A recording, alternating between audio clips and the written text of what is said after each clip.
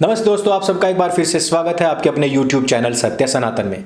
आज का वीडियो हमेशा की तरह अत्यंत महत्वपूर्ण है, हिंदुओं के लिए बहुत ज़्यादा जरूरी है और उनकी आंखें खोलने के लिए पर्याप्त है। बात की शुरुआत करता हूं मैं इस बात से कि वही दिसंबर आ गया है, वही तारीखें आ गई हैं जिनमें 2 साल पहले दिल्ली को दंगों की आग में झोंकने की पूरी तैयारियां हमारी और आपकी नाक के नीचे चल रही थी। लेकिन दिल्ली की सरकार हो, सेंट्रल गवर्नमेंट हो या फिर सोते हुए हिंदू, कुंभकर्ण से भी ज्यादा नींद आज के हिंदुओं को चाहिए। उन हिंदुओं को जो कि प्रभु श्री राम को अपना आदर्श मानते हैं, उन सब की नाक के नीचे दिल्ली को जलाने की पूरी तैयारियां चल रही थी। उसी के ही 2 साल पूरे हो चुके हैं। आंध्र प्रदेश में सुप्रीम कोर्ट ने एक फैसले को बदलते हुए श्री शैल मंदिर के अंदर एक मुसलमान जिसका नाम था बादशाह, जिसकी एक याचिका पर आंध्र प्रदेश की सन 2015 में दिए गए फैसले को पलटते हुए यह कह दिया कि यह जीवन जीने का अधिकार हम लोगों से नहीं छीन सकते। और वो अधिकार क्या था? हिंदू मंदिरों के अंदर मुसलमानों की दुकानों को हम बंद नहीं कर सकते, केवल ये कह करके कि वो तो मुसलमान हैं। यह बात इस प्रकार से शुरू हुई कि 2015 में आंध्र प्रदेश सरकार ने कहा कि जितने भी मंदिर हैं उनके आसपास और उनमें जितनी भी दुकानें आवंटित होती हैं, उन दुकानों को किसी भी गैर हिंदू को नहीं देना चाहिए, क्योंकि इससे वहां पर गैर हिंदू घटनाएं घटित होती हैं, जिससे कि हिंदुओं की जो धार्मिक भावना है वो भी आहत होती है। लेकिन आपको पता ही है कि सुप्रीम कोर्ट में बैठे हुए मियां लॉर्ड फैसला वही देते हैं जो कि हिंदुओं की भावनाओं को आहत कर सके। यहां पर कुछ एक प्रश्न है, क्या मंदिर के अंदर जब मुसलमानों का प्रवेश, सुप्रीम कोर्ट इस बात पर फैसला देगा तो करोड़ों वो केसेस जो पेंडिंग पड़े हुए हैं 20-20, 25-25 साल से, उनके ऊपर कार्यवाही कौन करेगा? क्या इस्लाम में फैले हुए गंध और अन्याय भरे जीवन को झेलने के लिए मजबूर महिलाओं पर सुप्रीम कोर्ट कभी स्वतः संज्ञान लेगा?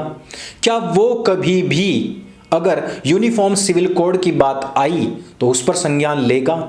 नहीं लेगा। उसको फुर्सत ही नहीं इस बात से कि दही हांडी की हाइट क्या हो, जल्लीकट्टू में कौन खेलेगा, होली पर पानी बहाया नहीं जाएगा और दीपावली पर पटाखा अगर किसी बच्चे ने फोड़ा तो उसके माँ बाप तक को भी जेल में डाल दिया जाएगा। उनके पास में पूरी फुर्सत है, लेकिन फुर्सत नहीं है तो वो नहीं है इन मामलों पर बात करने के लिए कि भारत का खोया हुआ वैभव यदि गुलामी काल में किसी प्रकार से, किसी दंश की वजह से चला भी गया तो उसकी पुनर्वापसी किस प्रकार से होगी? भारतीय शिक्षा पद्धति क्या होनी चाहिए तथा भारत को जिन विचारधाराओं ने रौंदा है उनको क्या बराबरी का अधिकार दिया जाना चाहिए? क्या 30 करोड़ लोगों को इस देश के अंदर अल्पसंख्यक का अधिकार अभी भी मिलते रहना चाहिए? इन सब बातों पर कभी कोई जिक्र नहीं होगा। कभी इस बात पर जिक्र नहीं होगा कि इन्हीं मंदिरों से निकाला गया पैसा आखिरकार क्यों उन विचारधाराओं को पोषित करने के लिए दिया जाता रहा है जो कि इन्हीं हिंदुओं को काफिर कहते हैं और वाजिबुल कत्ल कहते हैं। आप ऐसे लोगों को जिनकी आस्था ही मंदिर, मूर्ति, भजन, आरती या प्रसाद में है ही नहीं, उन लोगों को इस प्रकार का अधिकार आप किस बिना पर दे सकते हैं? क्या आप वहां पर तय करेंगे कि जो प्रसाद एक मुसलमान की दुकान से खरीदा जाएगा उसमें थूका गया नहीं होगा? क्या आप इस बात को तय करेंगे कि मंदिर के आसपास और उसके परिसर में जब वहां पर भजन आरती चल रही होगी वहां कोई भी व्यक्ति अपनी मजहबी क्रियाकलाप नहीं कर रहा होगा? क्या आप इस बात की गारंटी दे या ले सकते हैं कि मंदिर के अंदर की गतिविधियों पर नजर रखने के लिए, उनकी जासूसी करने के लिए ये लोग कभी भी इस बात का प्रयोग नहीं करेंगे? ऐसी गारंटी ना सुप्रीम कोर्ट ले सकता है, ना ही सरकारें ले सकती हैं, और ना ही उन पर कोई भी इस प्रकार की नजर रख ही सकता है, क्योंकि यह अगर नजर के अंदर में आया भी तो भी एक और याचिका चली जाएगी कि हमारे तो जो जीवन जीने का अधिकार है जी वही छीन लिया गया।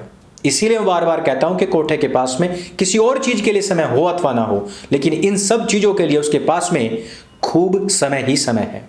अब वापस आते हैं कल के वीडियो में बताए हुए उस पॉइंट के ऊपर जिसमें मैंने आपके सामने 10 मोहम्मदीनों के नाम गिनवाए थे और मैंने बताया था कि किस प्रकार से इन मोहम्मदीनों के ऊपर कोर्ट ने जो सजा है वो मुकर्रर की है और इन लोगों ने स्पष्ट कहा था कि हमारा उद्देश्य ही था दिल्ली के अंदर हिंदुओं के अंदर दहशत को भरना, हिंदुओं का दिल्ली से पलायन करवा देना। अभी शर्जील इमाम को बेल मिली है और वो भी इस बिना पर कि उसने जो देश के टुकड़े करने, आर्मी को 7 स्टेट से काट देने, भारत के चिकन नेक पर कब्जा कर लेने की जो बात कही थी उसमें कुछ भी भड़काऊ था ही नहीं। वाह! यानी कि उसने बयानबाजियां दी, उसके बाद में दिल्ली का दंगा भड़का और ठीक उन्हीं सब चीजों को ध्यान में रखते हुए सड़कों के ऊपर कब्जे किए गए। लेकिन हमारे कोठे को लगता है कि इसकी वजह से कोई भी दंगा नहीं भड़का, उसकी वजह से कहीं पर हिंसा नहीं फैली है, उसकी वजह से किसी के भी ब्रेन में यह बात आई ही नहीं है। तो क्या हो रहा था वहां पर? भजन मंडली चल रही थी, लोगों को आत्मिक शांति मिल रही थी, है ना। शर्जील इमाम वहां पर बड़ी बड़ी तकरीरें कर रहा था कि मानव कल्याण कैसे हो और लोग आह्लादित हो रहे थे। वो भजन कीर्तन करने लगे और फिर झूम झूम कर नाचने लगे और फिर उन्होंने शपथ ली कि वो हज यात्रा पर जाएंगे और वहीं पर खप जाएंगे, लेकिन कभी भी वापस नहीं आएंगे, यहीं से हम सीधे जन्नत पहुंच जाएंगे। क्या ऐसा हुआ था? ऐसा तो नहीं हुआ। दूसरी बड़ी चीज कि जहां पर प्रत्येक व्यक्ति इस बात को कह चुका है कि दिल्ली के अंदर प्रायोजित दंगा आतंकवादी संगठनों के द्वारा संचालित पोषित था, हिंदुओं के खिलाफ सुनियोजित दंगा था। साथ ही साथ उसमें हीरो बनाई गई R&D टीवी के द्वारा जो हीरो बनाई गई थी उनमें से एक लदीदा की फेसबुक पोस्ट आप पढ़िए। फेसबुक पोस्ट को मैं पढ़कर के भी आप लोगों को सुनाना चाहता हूं। हिंदुओं की जो स्मरण शक्ति है वो कुछ कुछ संजय सिंघानिया, जो कि गजनी मूवी में आमिर खान ने रोल जो प्ले किया था, वो कुछ कुछ उसी के जैसा है।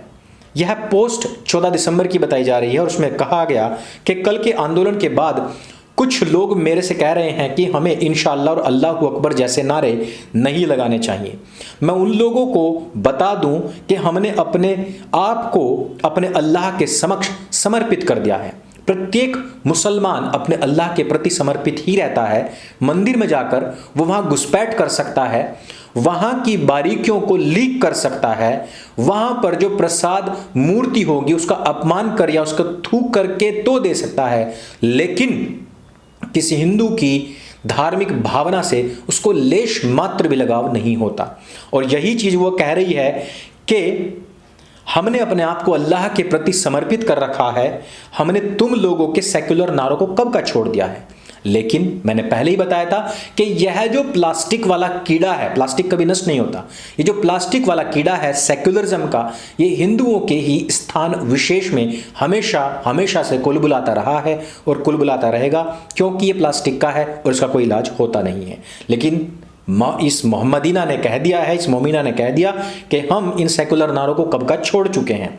सुन लो, हमने जो नारे लगाए हैं वो तुम्हें बार बार सुनने को मिलेंगे। याद रखो, ये नारे हमारी सोच को दिखाते हैं और ये हमारी रूह हैं। ये नारे हमारे अस्तित्व को उभारते हैं। अरे तुम अपने सेकुलर पहचान बनाने के लिए बेताब होंगे, हम नहीं। कौन कह रहा है? ये लदीदा शखालून इस बात को कह रही है, जिसको R&D टीवी की बुरखा दत्त ने शेरोन बनाने की कोशिश की थी। आगे यह लिखती है, हम हर जगह पर हर पल मालकम एक्स, अली मुस्लियर और वरीयन कुन्नत के बेटे बेटियां और पोते पोतियों के रूप में उपस्थित रहेंगे। वो सभी नारे हमारी आत्मा हैं और हमने अपने पूर्वजों से ही ये बात सीखी है कि राजनीति कैसे की जाती है। तुम लोगों के लिए भले ही वो नारे बस नारे ही हों, लेकिन हमारे लिए वो हमारी पहचान है जो हमें औरों से अलग करती है। हम पर ऐसा कोई दबाव नहीं है कि हम तुम्हारे सेकुलर नारों का ही इस्तेमाल करें। मैं स्पष्ट कर दूं कि हम तुमसे बिल्कुल अलग हैं। We are not the same. हमारे तौर तरीके अलग हैं और हमारा आधार अलग है। इसलिए हमें सिखाने की कोशिश मत करो, हमारे बाप बनने की कोशिश भी मत करो। अब अली मुस्लियर कौन है? ये वो व्यक्ति है दोस्तों जिसके हाथ हिंदुओं के खून से रंगे हुए हैं। जब केरल के अंदर मोपला दंगे हुए थे, मोपला नाम से एक पुस्तक भी है, आप लोगों को पढ़नी चाहिए। श्रीमती एनी बेसेंट जो कि कांग्रेस की अध्यक्ष भी रह चुकी हैं, उन्होंने भी इस पूरे के पूरे हिंसा का पूरा सचित्र वर्णन किया है, बड़ा मार्मिक वर्णन किया और उन्होंने कहा कि किस प्रकार से मोपला के अंदर छोटे छोटे बच्चों को भी भाले की नोक पर ऊपर उठा दिया जाता था, गर्भ चीर दिए जाते थे। और ये कौन लोग हैं? ये वही लोग हैं, और जो आज इस पोस्ट को लिख रही है ये वही लड़की है, ये वही महिला है जो उन शैतानों को अपने दादा अपने बाप बोल रही है। यानी कि हिंदुओं के प्रति इन लोगों के अंदर नफरत कूट कूट करके भरी हुई है। अब आप सोचेंगे वो तो केरल की थी, चलो ठीक है, वो तो दिल्ली दंगों में शामिल थी, लेकिन क्या आम मुसलमान भी ऐसा ही है? आप कल शुक्रवार की ही बात कर लेते हैं, चलिए हम कल यानी कि बीते शुक्रवार की ही बात कर लेते हैं। गुरुग्राम में खुले पार्क में खुले में नमाज करने के लिए कुछ मुसलमान लोग पहुंचे थे। वहां पर हिंदुओं ने कहा कि जिस धरती पर आप ये नमाज पढ़ना चाहते हैं, क्या आप उसका जयकारा भी लगा सकते हैं? उन मुसलमानों ने स्पष्ट तौर पर कहा कि हमारे लिए अल्लाह सर्वोपरि है। अब आप सोचिए कि क्या इन सब चीजों से हम लोग आज भी आंख मूंद करके रह सकते हैं? क्या हमारे कोठों को, लार्डों को, मियाँ लार्डों को इस बात का संज्ञान नहीं है? क्या वो बार बार सरदार वल्लभ भाई पटेल की वो बात भूल जाते हैं जिसमें उन्होंने कहा था कि मुसलमानों पर कभी भी यकीन नहीं किया जा सकता? क्या वो उस संविधान की शपथ लेकर के जब गद्दी पर बैठते हैं, उसी संविधान के लेखक बाबा साहब ने जो बात कही थी कि हम कभी भी मियाँओं पर यकीन नहीं कर सकते, उस बात को बार बार भूल जाते हैं? क्या वो लोग इस बात को भूल जाते हैं कि बार बार इन लोगों ने पीठ पर वार किया है, बार बार इन लोगों ने अलगाव की तैयारियां की है, और बार बार इन्होंने अल्लाह, कुरान और नबी के नाम पर काफिरों का गला रेता है, बार बार और हमेशा इनकी विचारधारा इसी पर काम करती रही, और अरबों लोगों की जान ये अभी तक लील चुके हैं। विश्व का इतिहास क्या हमारे मियाँ लार्डों ने नहीं पढ़ा है?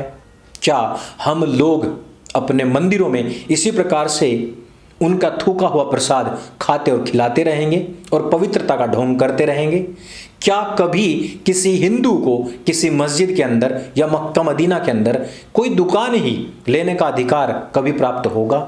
यह दो तरीके की राजनीति, यह दोगला न्याय इस देश के अंदर यदि इसी प्रकार से चलता रहा तो आज वो 20 से 30% हैं, कल आपका भी यही वक्त आ सकता है।